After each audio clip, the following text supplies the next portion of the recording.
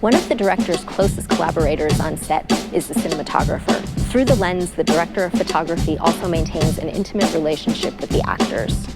Today, The Hollywood Reporter sits down with the tastemakers behind some of the year's most visually striking films. In this episode, we have Dion Beebe, Into the Woods, Jeff Cronenweth, Gone Girl, Roger Deakins, Unbroken, Benoit Delhomme, The Theory of Everything, Matthew Libatique, Noah, and Dick Pope, Mr. Turner. Welcome to the Hollywood Reporter Roundtables, Cinematographers.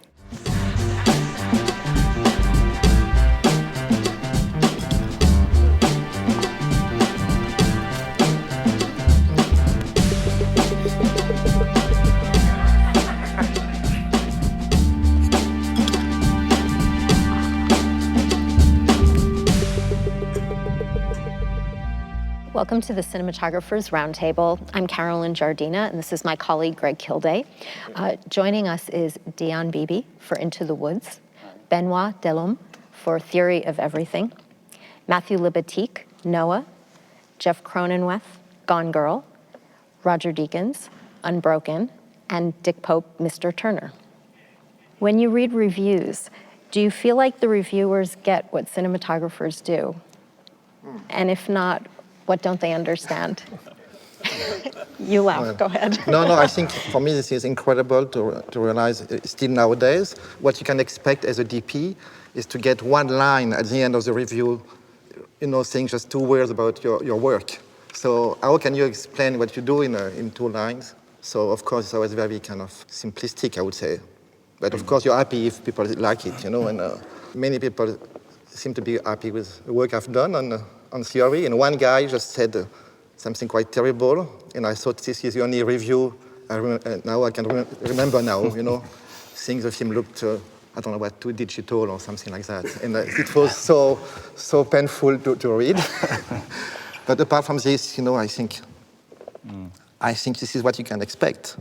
Yeah, it's very quickly summed up. It's not really, and I suppose it's just the balance of most reviews that there's normally only left about a line to comment on.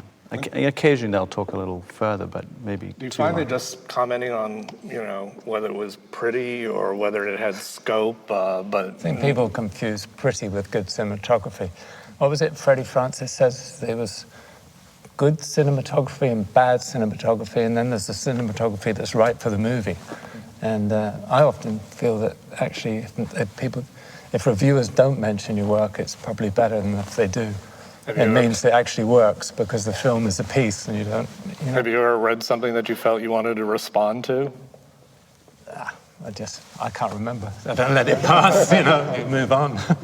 You want to see if you're mentioned. You go to the end, it's like, oh, I made it. And then and basically we have to look at it and go, are the adjectives going to be correct? Because we're going to get 2 adjectives, and that's it. And are they going to be correct, and are they going to be related to the film? And if they are, then you're happy because they actually kind of got what you were trying to do and what your effort was.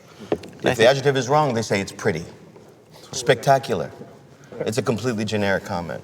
Yeah, I think mostly you're just looking to, when you read a review, you're just hoping that the review is good, more than anything. You're just there because everyone's worked incredibly hard to get it there, and then it's those moments when the whole movie is dismissed in a few lines that, thank God they didn't mention the cinematography. I didn't make exactly. Yeah.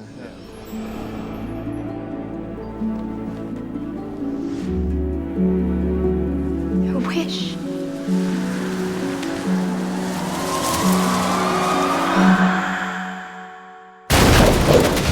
You wish to have the curse reversed? Now, a number of you have long-standing relationships with the directors that you worked with. So maybe, Jeff, you can start. Tell us a little bit about the relationship you have with David Fincher for Gone Girl. I think that we started back in music videos and commercials, and actually I got the torch handed to me by my father, who worked with David before I did, and I worked as a camera assistant with him.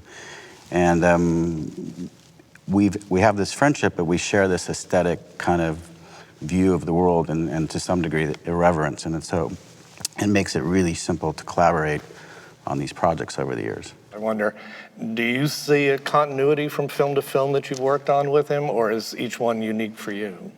No, I feel like, I mean, they're in a similar family, but I think that the approach to each story and each movie is different and far more sophisticated than maybe it appears, the choices that we make.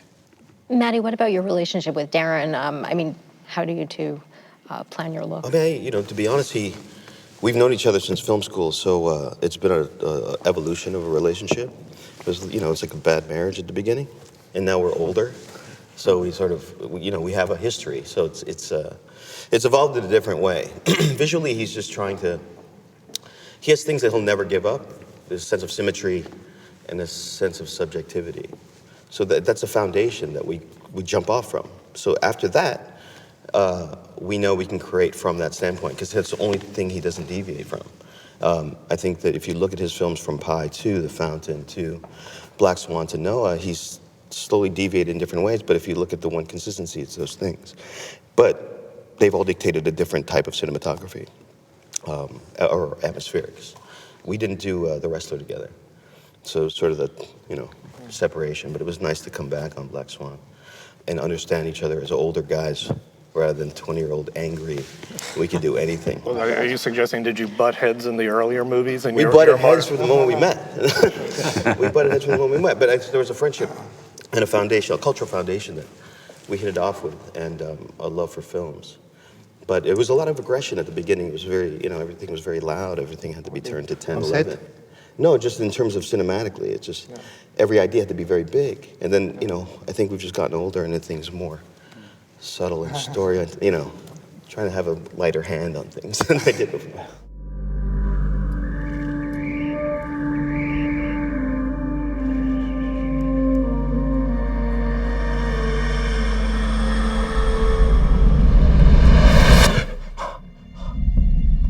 No.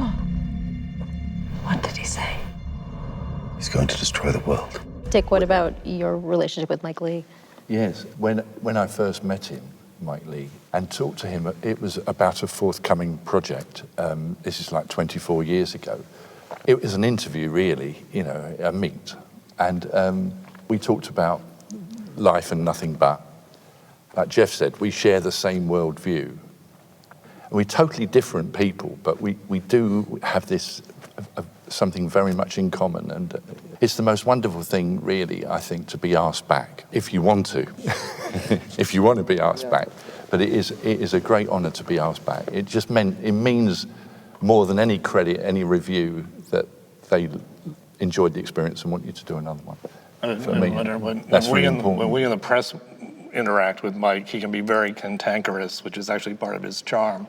On set, is he a more easygoing fellow than he appears to be? It's like Matty said, you know, we butt heads, argue, bitch, but behind it is absolute trust in what we're doing and with each other.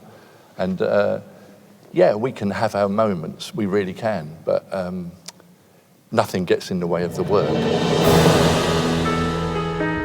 Mr. Turner seems to have taken leave of form altogether. Turner. Clearly losing his eyesight.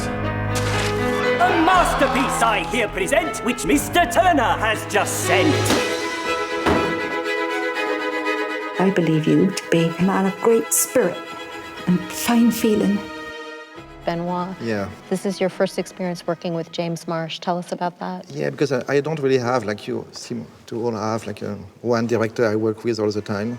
The last 3 films are with 3 different directors, you know, John Hillcoat, Anton Corbijn, and James Marsh. So it cannot be more different kind of film. What I'm looking for, in fact, is to change my style on every film. So I'm work more, I don't feel I have a style.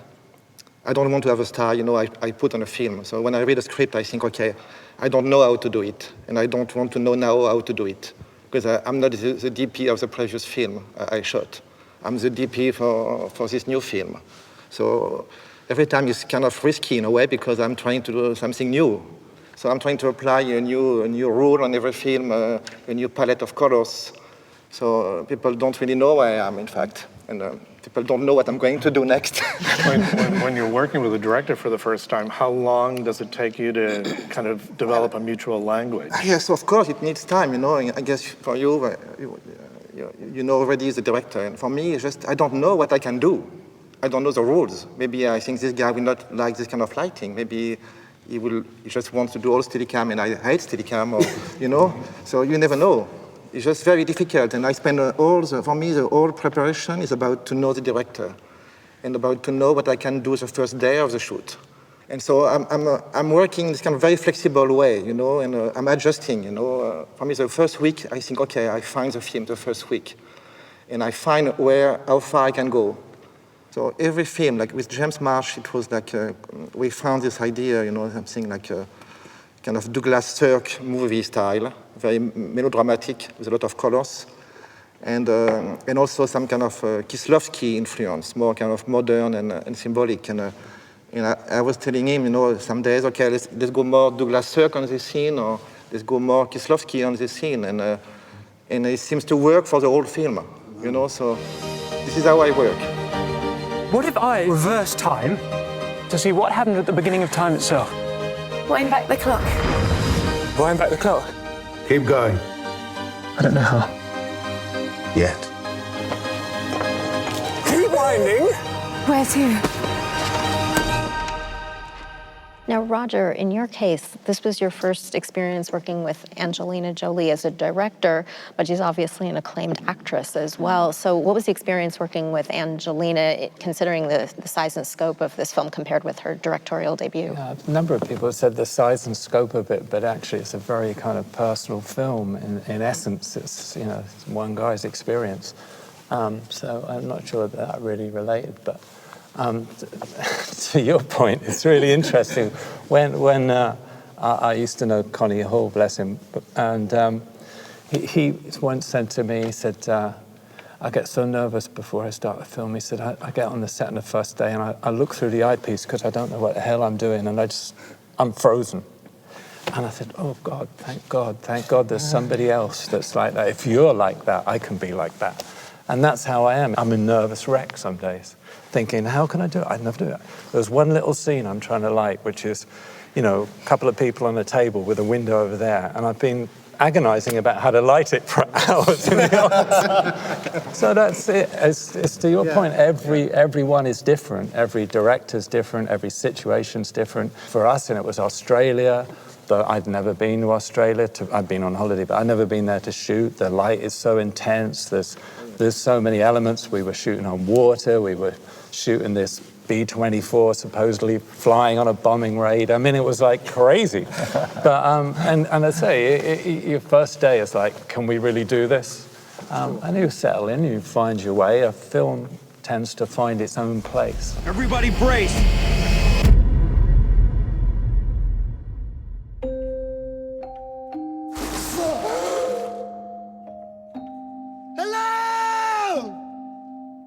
We're gonna die out here. We're not dying. What did you and Angelina discuss going into it as far as what you wanted? We discussed references. We each brought references. One of Angie's chief references was Sidney Lumet in a film called The Hill.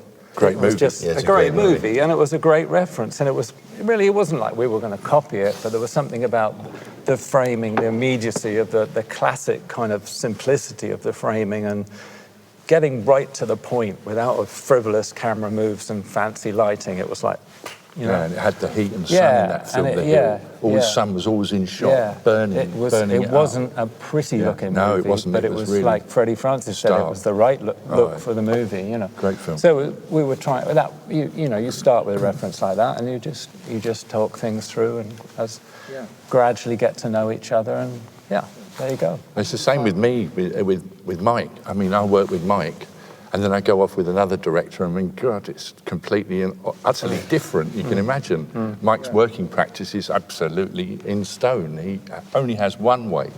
And then I'll go and, after Turner, I went into the film about London gangsters, the Kray brothers. And it was such a totally different experience. I was exactly what Roger said, at the viewfinder, holding on to it, hiding behind it. Yeah, hiding behind it. I mean, it's like, every single film and project is completely different. But it's that funny, directors. and it's that funny thing because the cinematographer, in a way, is not really allowed to be that person, you know, because everyone's like, okay, this is the sort of stable influence right here. Yes. So you're sort of constantly having to sort of be the sort of rock. Absolutely. Meanwhile, inside you're just like half the time a director will crumbling. walk off and you're actually running the set until the director comes back and you're ready to shoot. And it's like, go, Where's he been? Yes, but for me, I mean, I really think the director is more scared than what we are. You Probably know? it's true. I think the actors are more scared than us. The director is very scared, I think. We all hold it I really think it's incredible how scared he can be, and they never say that, you know. One of the first films I shot was 1984, and Richard Burton was on it. And after a couple of days shooting, he asked the AD to call us all together at the end of the day. And we were waiting outside of his trailer, and he just said, I just wanted to thank you. When I came on the set yesterday morning, I was terrified, but you made me so welcoming. I've had the best experience I've ever had on a film. And we were so nervous, and then he was nervous. It was just a wonderful, you know, it's what taught me I think a it's lot. important to know how fragile people are on film set. Even like a big DP, or you call that in LA, or it's good to know, I think. And big actors, they are so scared not to perform at the level where we think they are going to be. And I did work with Al Pacino in all the first days. Is like everybody, you know, and everybody thinks Al Pacino is going to deliver every day perfectly, you know, he's scared too. He likes you if he feels you're fragile too. And he comes, he touch your arm just before the take, just he knows you're connected to this kind of scared, you know, and it's good. It's a common struggle that you have to go through when you're creating a film. Well, Roger, how did you find it with Angelina, since she brings to it her persona as an actress and has to set that aside? How does she go about establishing her authority as a director with the crew that you're working with? She's very low key, but I mean, most of the time, you know, the crew, she's the director. You know, the director's the director. They don't need to establish their authority. I mean, so that doesn't. I think the biggest thing she brings to it is passion, you know, and I think that's the biggest attribute any director can have is passion for the project, really, you know, because it's infectious. Jeff, now in your case, your lead actor is an award-winning director. Exactly. So did he bring his sensibility as a director to the set when you were working with him? No, I think.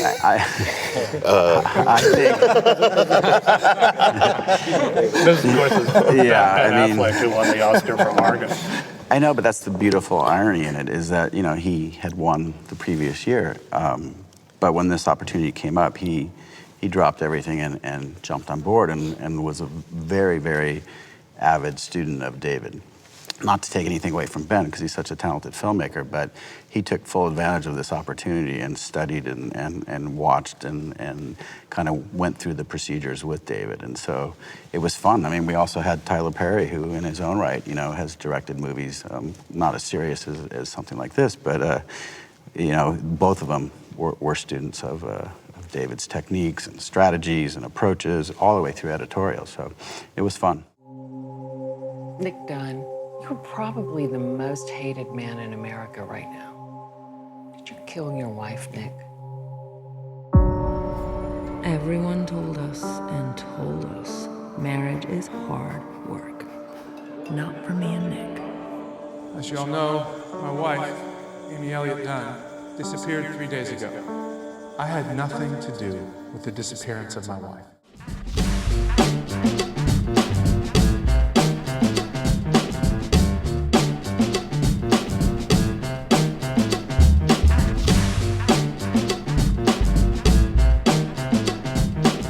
How often do actors exhibit interest in what you're doing? Yeah, well, when we did 9, Daniel Day-Lewis actually came on the location scouts with us. But that was more to the point of understanding playing a director. But he never left the set. You know, he was on set even the days he wasn't working. You know. But that's his methodology. And I think other actors, it really depends. There's some who want to get involved technically or want to understand more technically, and others who really, the less, they really don't want it to interfere with what they're doing. So it's a total almost disregard for it, which is also completely legitimate, I think. You know, you're not there to to wonder about the technicalities most of the time if you're an actor. But if that helps you, then great. You know, I think it really comes down to the type of actor and sort of performance. Because, I mean, when we read about some of the classic actors and actresses like Garbo and Dietrich, they were apparently very conscious of what the lighting was doing and what the camera I think you was doing. had to be very technical then. You know, there you were, you know, focused up. You know, there were a lot of technical sort of, I think more so than now. Actors have been freed up a lot in terms of modern cinematography. The lighting is made very different now. I think in the past you had like a very specific light on one person. So if you were moving like this, you were in the shadow completely. You were So underexposed. you really had to know where you were. Now we try to light in a kind of more general way, I think. You know, we like the space more than the actors in a way. I feel I like more the space, so I think the actors can go to a window or to go to a seat at the other end of the room, and they are still, you know, exposed in a very interesting light, like in life. And when in the past we were lighting more like for cinema, I think. And, I'm trying to sometimes to put more cinema, you know, in my lighting, some more effect, but I have to push myself hard to do that. Because I think the taste now is to do something, there is no DP, there is no lamps, you know. What? But you know what I mean? You know what I mean, there is no DP. I mean, well, there's no artifice, because we take a space and we light it naturalistically for the very reasons you're talking about. But I find it interesting because we're in a shoot the rehearsal stage of cinema. And we don't rehearse, we don't get very specific. We get stand-ins. If we get stand-ins, maybe you need 5, you'll get 2. So you start to make general marks, and you start to light the set, or you start to, you know. But you get a veteran actor in there, they understand where they have to be for where the camera is. And because they understand focal length, they understand positioning. And they see it on a dolly, and they know that we can adjust. It's, you know, I just worked with Paul Giamatti straight out of Compton, and he was, you know, he was the senior actor of the bunch, and he was just, because he was such an anchor, just from a blocking standpoint, it's completely technical. It's not your skill as an actor, as a performer, the humanity you bring out. It's literally what we do. They meet. What they do technically meets with what we do creatively. It's kind of fun to watch, but it's also funny because you see a guy like, I remember doing an over on Jim Carrey, and every take it started coming. It was on somebody else. It was over Jim's shoulder. Every take it just started to come around this way. And I was like, this is a 50-50, what the hell? I go, Jim. And they just know, you know, and it's great. While you're shooting Noah, you had the unusual experience of coming up against Hurricane Sandy. Had you ever experienced anything like that before? Force majeure? No. No, I haven't. But, you know, it provided a few days off. It was just, when you're making a film like Noah, or any film, you get emotionally invested in it. So it was kind of this happening that, you know, that made everybody feel like we were on the right film for some weird reason. And then it gave us a week off to sort of refocus to the end of the film and tear down our arc set, which was interesting. But, you know, it was funny because it's a tough time to be in the city when something like that happens. I mean, I would wonder, I mean, hurricanes quite aside, in general, when you're shooting outdoors on location, do you view the weather as your friend or your enemy? Best cinematographer's best thing now is a phone app, a weather app. I got 4, I think. So I pick the weather I want on my phone app. Say to the director, that's what's going to happen in a minute, you know. Yeah, no, I just did a film that was in New Mexico with a lot of exteriors, and it was like monsoon season, so I was on the phone constantly figuring out what the weather was going to do. But it's a bit of a roll of the dice, though, weather, because you start a day and you've got to sort of choose an approach. Right. And it's like, okay, it's going to be cloudy or it's going to be sunny, and right now I can't play both, so I'm going to say, you know what, I'm going with cloudy. Yeah, you roll the dice, and you sort of, and you go. And you go, and you sort of, then you have to maintain that for. Often it won't just be for that day, it'll be for the subsequent 2 weeks afterwards, you know, that because that you're setting up the sequence and now you're tied to a look, and so it's the weather. Yeah, it's interesting because, you know, people think about lighting as being a hard thing, you know, but the hardest thing to do is to shoot a day exterior over an extended period. Especially in England. It doesn't even have to be over an extended period. No. Over a day, half a day will do. Or it's weather. It's terrible here. Dick, on Mr. Turner, since you're creating some of those great cloudscapes that the painter himself painted. Did you wait for those to arrive, or did you ultimately turn to visual effects for some of them? No, we didn't turn to visual effects. We were just blessed with the most extraordinary weather for the period we shot in. We did have this incredible luck. I think it was April, May we started through August. It was fantastic weather. I mean, not just bland and sunny, but interesting and dramatic as well. It was never, ever really dull and grey. And we lucked out, really. I mean, on the interiors as well, because with Mike's films, we're never on a studio. It's all location filming. And when we were looking out a window, for example, we were always blessed with these exteriors that looked just right outside windows, etc. It was just one of those things. It could have been terrible, but it wasn't. It was great. I think the weather it depends particularly on the story you're trying to tell. In Girl with the Dragon Tattoo, it needed to be cold, and it was cold, you know, and it was cold when we started the movie, and it was cold when we ended the movie, and it was just cold, and it was so imperative that element actually, to some degree, was a character of the movie. In the setting, it was imperative that you felt what these characters were going through physically in order to appreciate their journeys, and so. Oh yes, you don't always want sun. I mean, that was just on that film. It's terrible to have it when you don't want it. I mean, and then it is your worst enemy. Yeah, it's funny because you want it to go away. On theory, the producer said to me, the only thing they said to me, they said, we don't want the film to look like an English film. It's the first thing they said to me. We want the film to be like sunny. We want to have the feeling, you know, the film to be positive and cheerful. And I thought it was a very, very good point, you know. I thought a very good point. I know you've got sun on Turner. It's great. But I thought, okay, this story could be quite sad and it's kind of melodrama in a way. So I thought, okay, I really want Stephen Hawking to be like always in very strong sun. It was my idea. I said, okay, this guy is thinking the universe, he's thinking the planets, the stars. I have to put him in strong light. And so, of course, my light is more like the kind of light you would get in LA or in California in a way. So I didn't respect the English weather forecast at all. Not at all.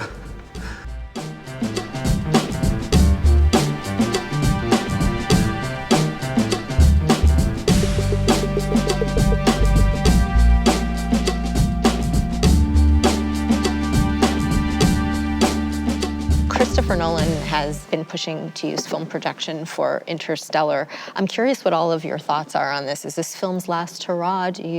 Well, I think film projection is at its very last sort of round, I would say. You know, just because, you know, it's funny. Certainly when I go in and you'll run, you know, we're all probably still doing film prints of the movies we make, and they're all still screening with film projection. But when you suddenly flip over to the film projection and it's a less sophisticated, look, it's different, it has a different feel, you really feel the shutter effect. It's a different viewing experience. In terms of just the quality of the image on the screen with these new digital projectors, I mean, there's a really great quality you can get out of them.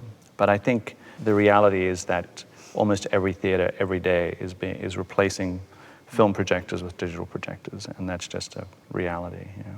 I mean, I miss, like all of us, the texture and the quality of a projected film image, and even to some degree that shutter, which was comforting.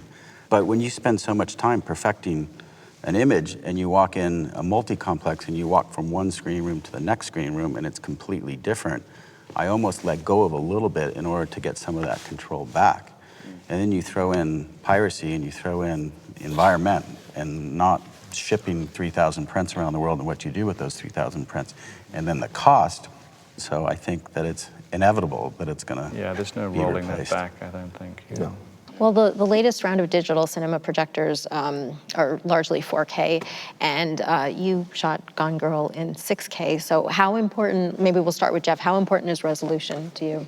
Well, I think it's a point of no return. It doesn't matter anymore. I mean, the images are so refined and sometimes too pristine, and you go out of your way to kind of bring back something tangible that an audience can relate to or touch visually on the screen. But the advantages of that is having more choices later, or going deeper, or in our case, you know, Fincher loves to stabilize practically every shot in a movie, and so using a 6K format but framing for 4K gives you an enormous amount of room to either stabilize, if you should decide to reposition, if you do want to push in or something, and down-resing is always better than blowing something up, and you get a little more, you know, quality out of something. So, you know, I'm sure it's just around the corner, 8K and 10K and 12K.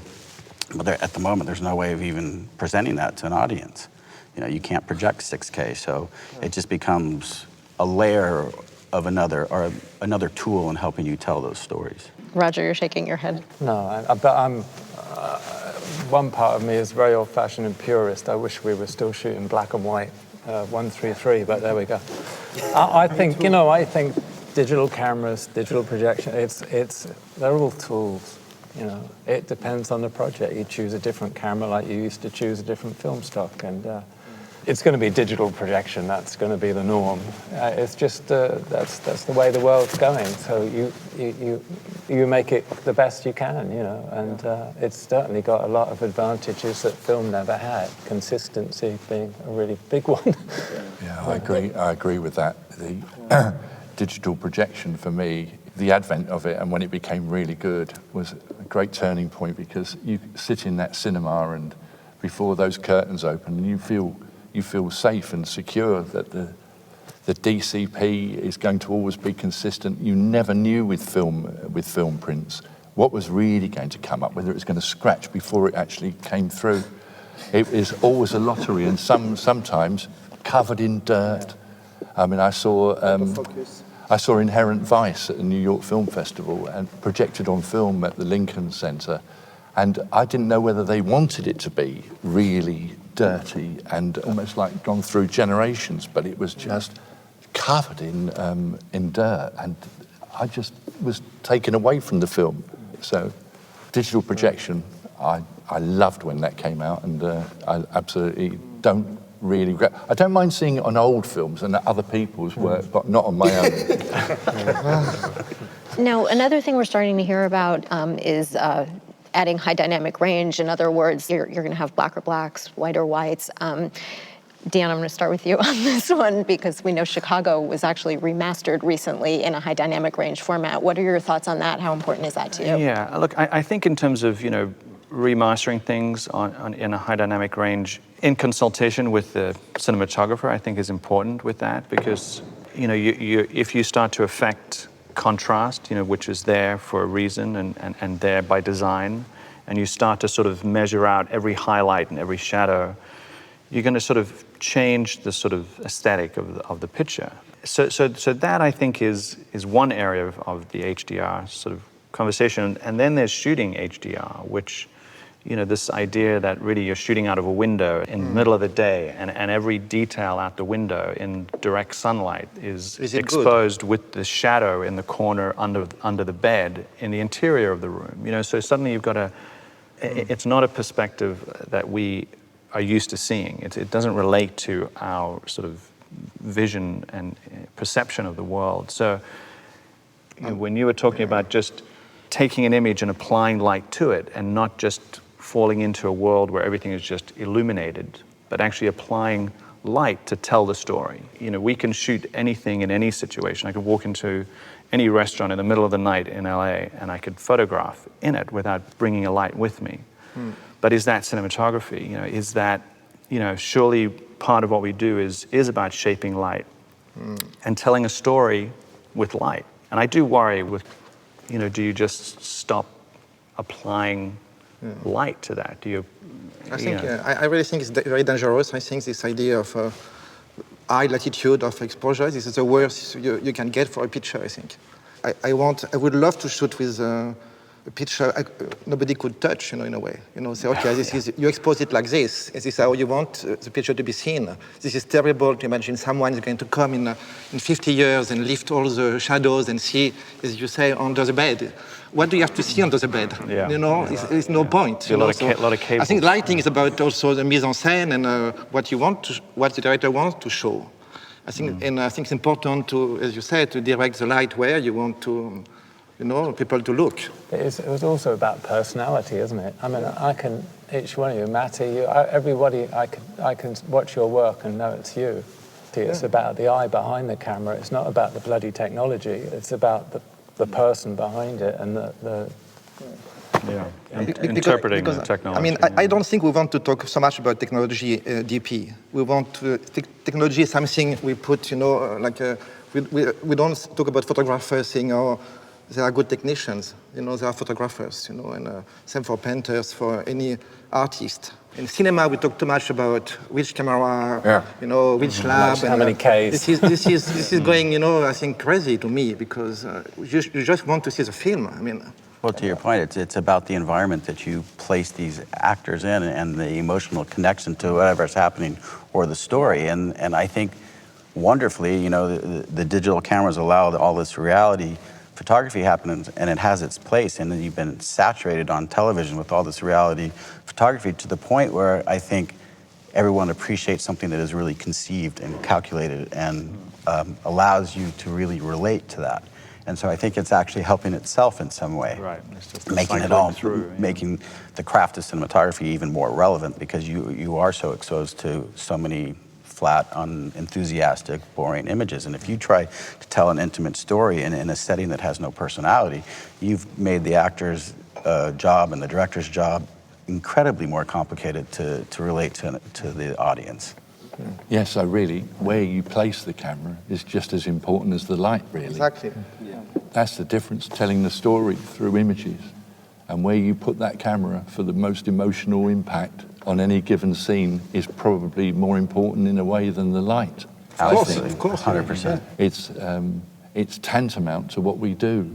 And it's that authorship of light is really, to me, authorship of the photographic composition and placement of camera. Yeah, choice of lens. A choice of all that. No movement. It's like you're talking about, whether cinematographers are needed anymore. That's the job. That is what it is, to be in there and say, well, we need to be here. We need to do this to that. It's like, that's what I love most about cinematography. It's just watching the scene and working out how to shoot it. When you watch someone else's movies, how conscious you are of watching that cinematography contribution as opposed to plot, acting? Oh, often the first time I see a film, I'm not looking at all at that. I'm just looking for it as an experience, a film experience. We all love the movies. I mean, that's what it's about. And so I'll see it again, obviously, and again if I find it interesting. But the first time, I like to cast all that aside and just watch and be sucked in. I'm just mostly envious of what they managed to achieve. Right. Me too. I think everybody is better than me. When I see a film, I think, my God, they are so talented. It's so well finished, and I see all your film. I think it's so well finished. I think, my God, I would never have the patience to treat every shot like this. It's incredible. Personally, I see the work. If I'm not moved by the film, I see the work. Like everybody, when you start to be moved, you see everything. You start to see in the corners. You start to see, bad shadow. This is the worst, I think. I think that whole thing we were talking about earlier about reviewing also, if they pick up on the cinematography and forget about reviewing the film, it's as bad, really, because that's the only thing they can grab hold of is the cinematography, where for them, obviously, the film was a disaster, but beautifully, despite everything, beautifully shot, but, it's about as bad as it gets. Yeah. I think we're all like kids when we sit down at a movie, and if the story is engaging enough, you get sucked in and immersed and don't pay attention. I mean, obviously you appreciate good quality work, and of course the fears that come out of watching someone else succeed, and questioning yourself. But if there are mistakes that pop up or it gets boring, then it's like a science project, and you see everything they did, and then it becomes a distraction to the point where you can't even enjoy the film.